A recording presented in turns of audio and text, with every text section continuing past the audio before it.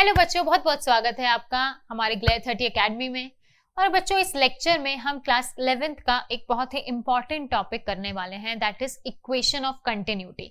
बहुत सारे न्यूमेरिकल्स आपके इस इक्वेशन के बेस पर आते हैं और आगे जाके बर्नौलीज थ्योरम में भी हम इस इक्वेशन का यूज करने वाले हैं।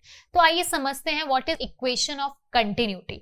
बेसिकली अगर मैं इसका डायरेक्ट एक्सप्रेशन आपको बताऊं, that is simply equation of continuity is a1 v1 is equals to a2 v2 और is equals to a2 v3 and so on. मतलब वो क्या कहना चाहते हैं, a v is equals to constant.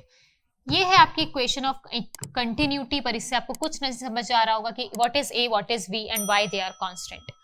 बेटा, ये आपका जो फ्लूइड मैकेनिक्स है उसका एक टॉपिक है इक्वेशन ऑफ कंटिन्यूटी, जो ये कहना चाह रहा है, फॉर एग्जांपल अगर आप एक incompressible fluid and streamline flow लेते हैं, ठीक है, एक इनकम्प्रेसिबल फ्लूइड और स्ट्रीमलाइन फ्लो लेते हैं, मतलब जो पानी का फ्लो शांति से हो रहा है किसी पाइप के थ्रू, तो मान लीजिए उसका जो एरिया ऑफ क्रॉस सेक्शन है पाइप का वो कांस्टेंट नहीं है। फॉर एग्जांपल ले लीजिए आप, ऐसा कोई आपका पाइप है जिसका area of cross section constant नहीं है, कुछ इस तरीके का पाइप है आपका, ठीक है। यहाँ पर आपका मान लीजिए एरिया A1 है और यहाँ पर मान लीजिए आपका इस पाइप का एरिया A2 है।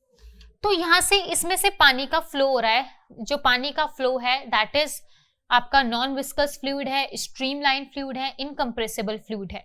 ये जिस पर एप्लीकेबल है इक्वेशन, जिस फ्लूइड के लिए, जिस फ्लो के लिए, वो स्ट्रीमलाइन फ्लो है, नॉन विस्कस फ्लूइड है, ठीक है, एंड इनकम्प्रेसिबल फ्लूइड है। तो अगर इस पाइप का आपका जो एरिया ऑफ क्रॉस सेक्शन है वो अलग अलग है, डिफरेंट प्लेसेस, तो वो क्या कहना चाहता है, मान लीजिए कि आपने यहां से पानी एंटर कराया और इसके जहां पर एरिया A2 है, इस क्रॉस सेक्शन पर जो पानी का फ्लो है वो v1 वेलोसिटी से मूव कर रहा है।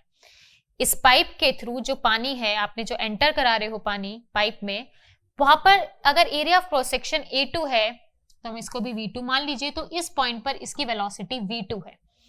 जब भी आपका यहां तक इस एंड तक आता है, पानी बाहर आता है, अगर इसका area of cross section A1 है तो मान लीजिए यहां पर वो v1 वेलोसिटी से फ्लो करेगा। बेटा, ये वेलोसिटी पूरे पाइप में कांस्टेंट नहीं रहेगी अगर इसका जो एरिया ऑफ क्रॉस सेक्शन है, मतलब जो पाइप की डायमेंशन है वो अलग अलग है, अलग अलग एरियाज पे। यहाँ पर अगर area of cross section A1 है तो वेलोसिटी v1 होगी, वहां पर अगर area of cross section A2 है तो वेलोसिटी मान लीजिए v2 है। तो ये कहना चाह रहा है कि A1 V1 का प्रोडक्ट कांस्टेंट रहता है, मतलब A1 is equals to A2 and V2 के बराबर होगा हमेशा। मान लीजिए यहाँ पर area of cross section A3 है तो इस पॉइंट पर भी वेलोसिटी बदल जाएगी। तो अब आप कह सकते हो A1 V1 is equals to A2 V2 is equals to A3 V3।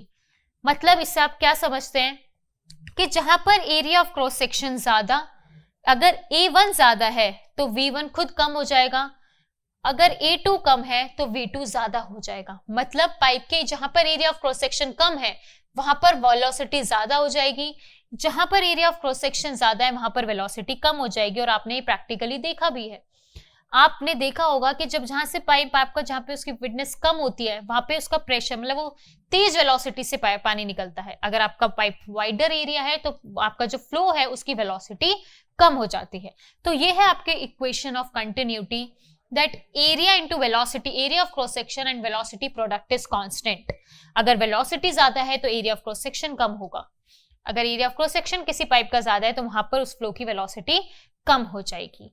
इसका प्रूफ भी बहुत पूछा जाता है और इस इक्वेशन का यूज बहुत सारे न्यूमेरिकल्स एंड बर्नौलीज थ्योरम को प्रूव करने में भी किया जाता है।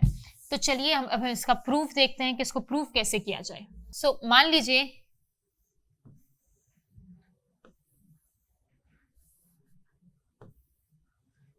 कि कोई पाइप है आपके पास जिसका इधर वाला मान लीजिए डायमेंशन A1 है और इस एंड पर वेलोसिटी V1 है एंड इस वाले एंड पर area of cross section A2 है एंड वेलोसिटी इस एंड पर V2 है।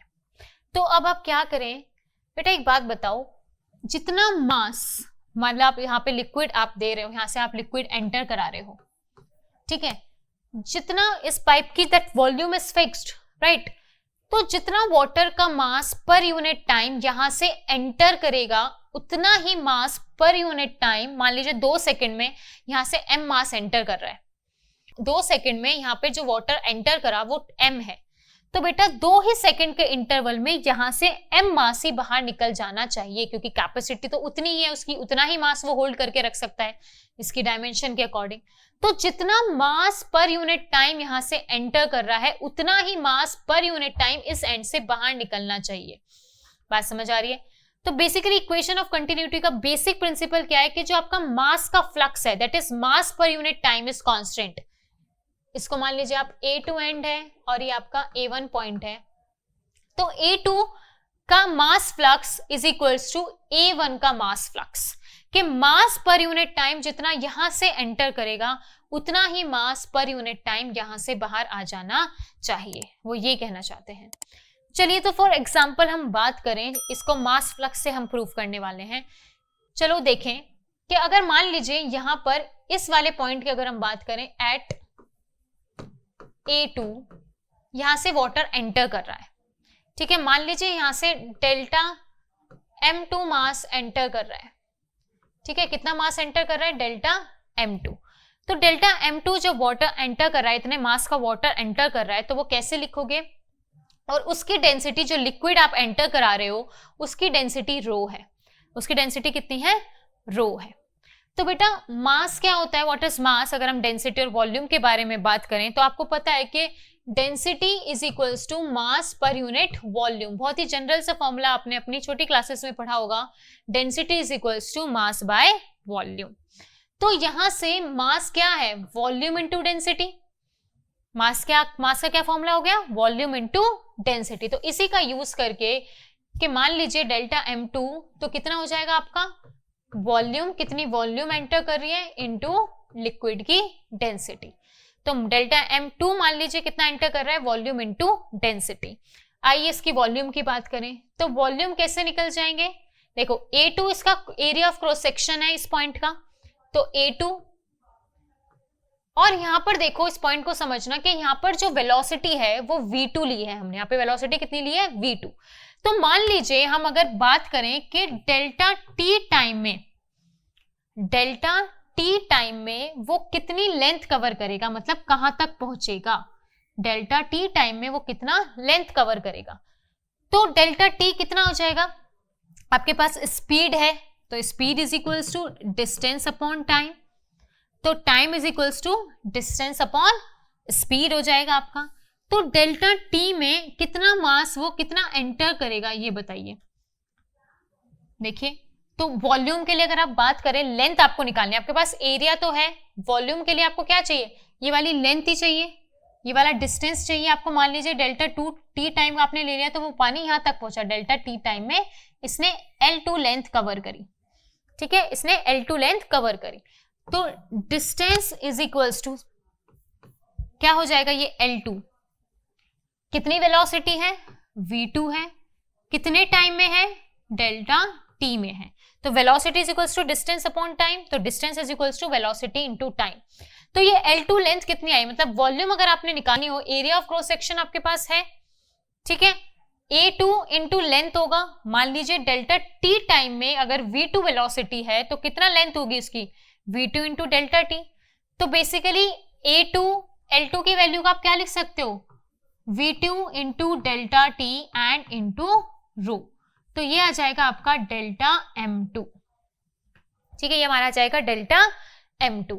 ऐसे ही आप डेल्टा M1 निकाल सकते हैं, मतलब यहां से कितना मास निकल रहा है। सो डेल्टा M1 कितना हो जाएगा? A2 की जगह A1, वहां पर वेलोसिटी है V1, सेम टाइम इंटरवल पे ले रहे हो तो डेल्टा T इंटू रो। और हमने क्या करना है? हमें delta M2 by delta T, इस पॉइंट पर मास फ्लक्स, इस पॉइंट का mass flux is equals to इस पॉइंट का मास फ्लक्स है कि नहीं?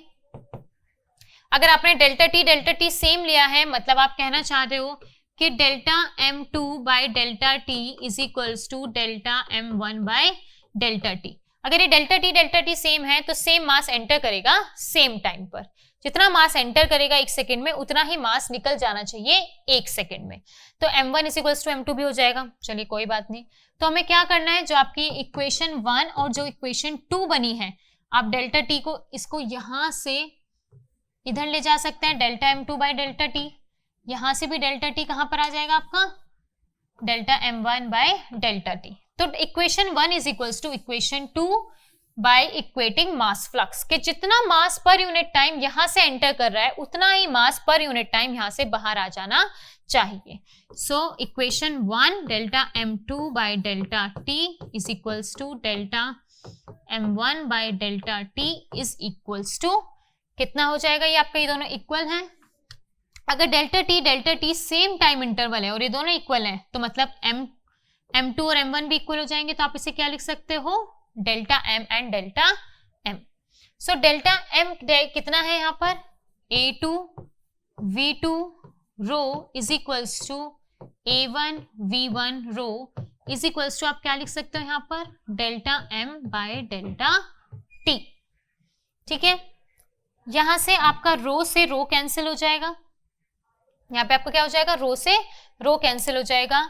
यहाँ पर रो नहीं है तो रो से डिवाइड और 0 से मल्टीप्लाई, फिर आप रो से रो कैट कैंसिल कर सकते हो तीनों साइड। सो यहाँ से देखो आपको मिल गया इक्वेशन ऑफ कंटिन्यूटी का प्रूफ कि a1 v1 is equals to a2 v2 is equals to कितना होता है, और ये कांस्टेंट देखो डेल्टा m भी आपका पास कांस्टेंट है एंड डेल्टा t बाय रो, ये आपकी होती है equation of continuity. Although equation of continuity इतनी है a1 v1 is equals to a2 v2, but आपको याद रखना है कि ये जो कांस्टेंट है ये किसके इक्वल है, delta m by delta t into रो, क्योंकि आप बर्नौलीज थ्योरम में हम इसका यूज करने वाले हैं कि a1 v1 is equals to a2 v2 is equals to किसके इक्वल है, वो कांस्टेंट क्या है, delta m by delta t into rho, that is density of the liquid जो आप फ्लो करा रहे हो। तो ये हो गया आपका इक्वेशन ऑफ कंटिन्यूटी का प्रूफ। आपको एक छोटा सा सिंपल, इतनी बड़ी बड़ी बातें की हैं, एक छोटे से में बात कर लेते हैं कि हमें इक्वेशन ऑफ कंटिन्यूटी के प्रूफ के टाइम क्या याद रखना है, कुछ नहीं याद रखना, उस उधर का delta m by T is equals to दूसरे एंड का delta m by delta T. Delta m किसके इक्वल होते हैं, what is mass, mass is equals to पता है आपको, volume is equals to sorry density is equals to mass by volume. So mass is equals to density into volume, तो density into volume, ये आपकी volume VOL लिख लेते हैं, इधर की वाली वॉल्यूम, ठीक है, ये मान लो A साइड एंड ये B साइड, तो volume of A side density into volume of B side upon delta T upon delta T। Same time interval की बात कर रहे हैं तो डेल्टा T से डेल्टा T कैंसिल, तो रो इनटू वॉल्यूम, वॉल्यूम क्या होती है बेटा, what is volume, area of cross section की बात करें सो A1 and length, but length की जगह आपको क्या लेना है कि v1 वेलोसिटी से कितना डिस्टेंस उसने कवर्ड किया इन टाइम डेल्टा t, तो a1 ले लिया आपने, v1 वेलोसिटी से डेल्टा t टाइम में कितना डिस्टेंस उसने कवर किया, तो ये L1 हो जाएगी आपकी। इस यहाँ पर भी रो, यहाँ पर a2 v2 delta t, same time interval लिया है, सेम टाइम इंटरवल लिया है, सो बस यहाँ से भी रो से रो कैंसिल और आपके 2 मिनट में 1 सेकेंड में आपका हो जाएगा इक्वेशन ऑफ कंटिन्यूटी। बस मेन चीज आपको क्या याद रखनी है, इधर का mass flux is equals to उस साइड का मास फ्लक्स, फिर मास को आप डेंसिटी इनटू वॉल्यूम के फॉर्म में रखेंगे, volume area of cross section into length, बस लेंथ को आपको वेलोसिटी के फॉर्म में रखना है। तो यहां से आपको बिल्कुल ही 1 मिनट में आपका इक्वेशन ऑफ कंटिन्यूटी प्रूफ हो जाएगी। तो ज्यादा ध्यान नहीं रखना है क्योंकि उस चैप्टर में बेटा बहुत सारी चीजों के डेरिवेशन है, तो चीजों को बहुत ही शॉर्टकट पहले पूरा लेंदी पढ़ के उनको दिमाग लगाओ कि इसमें क्या एक पॉइंट पकड़ना है, आपको मास फ्लक्स इक्वल रखना है बस, फिर मास को वॉल्यूम इनटू डेंसिटीज के फॉर्म में उसका आपका ये 2-3 स्टेप में आपका इक्वेशन ऑफ कंटिन्यूटी आपका प्रूफ हो जाएगा। और आप इसको रख भी सकते हो कि डेल्टा m ये पूरा किसके इक्वल है, किसकी वैल्यू रखते जा रहे हो आप, delta m by delta t की। यहाँ से रो कट करने के लिए रो से मल्टीप्लाई और डिवाइड, तो ये कट, तो ये a1 v1 is equals to a2 v2 किसके इक्वल है, delta m by delta t into रो के इक्वल है। ठीक है, सो इस लेक्चर में बेटा अभी इतना ही, फिर इसी के नेक्स्ट पार्ट में आपको बर्नौलीज थ्योरम का प्रूफ कराया जाएगा। Thank you so much class.